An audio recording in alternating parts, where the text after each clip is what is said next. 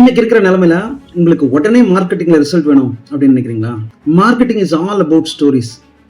Specific stories சொல்லுங்க, அந்த stories ஒரு நல்ல ஸ்டோரியா இருக்க மாதிரி பாத்துங்க. இன்னைக்கு இருக்கிற அட்டென்ஷன் ஸ்பேன்ல யாருக்கும் நிறைய இன்ஃபர்மேஷன் வேணாம், ஆனா கிளியரான இன்ஃபர்மேஷன் வேணும், ப்ரிசைஸான இன்ஃபர்மேஷன் வேணும், நோ நான்சென்ஸ் இன்ஃபர்மேஷன் வேணும். ஸோ மார்க்கெட்டிங் இன்ஃபர்மேஷன் நீங்க பாஸ் பண்ணணும் அப்படின்னு நினைச்சா கிளாரிட்டி மேல ஃபோக்கஸ் பண்ணுங்க, ஆத்தென்டிக் கண்டென்ட் அது மேல ஃபோக்கஸ் பண்ணுங்க. உங்களோட பர்சனல் ஜேர்னி, உங்களோட பர்சனல் எக்ஸ்பீரியன்ஸ், உங்களோட பர்சனல் ஃபெயிலியர்ஸ், உங்களோட பர்சனல் சக்ஸஸ், உங்களோட கிளையண்டோட ஸ்டோரிஸ், இந்த மாதிரி விஷயங்கள்ல கான்சென்ட்ரேட் பண்ணுங்க.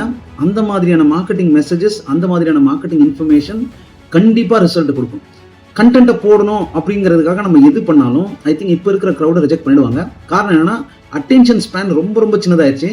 ஸோ நாம யாரும் ஒரு ஞானம் கொடுத்து ஒரு விஷயத்தையோ ஒரு நம்ப வைக்கிற விஷயம் ரொம்ப ரொம்ப ரொம்ப கஷ்டம் இன்னைக்கு இருக்கிற சூழ்நிலை. அதனால நீங்க மார்க்கெட்டிங்ல இம்மீடியட்டா ரிசல்ட் வரணும் அப்படின்னு எதிர்பார்க்கும் போது ஆத்தென்டிசிட்டி மேல ட்ரை பண்ணுங்க. Because this is giving lot of results now. அதே மாதிரி சோஷியல் மீடியாவை நம்ம பார்க்கும்போது சோஷியல் மீடியா அல்காரிதம்க்கு ஃபீட் பண்றது நம்ம வேலை கிடையாது.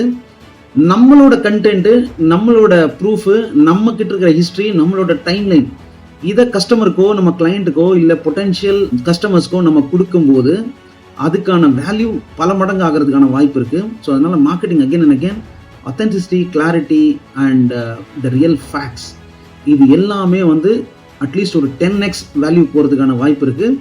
ஜென்ரல் கான்டென்ட் ஃபார் அல்காரிதம் அப்படின்ற விஷயம் கண்டிப்பாக ஃபேட் அவுட் ஆகிறதுக்கான சான்சஸும் நிறைய இருக்கு. எவ்வளவோ பண்ணுறேங்க, இதை பண்ண மாட்டோமா?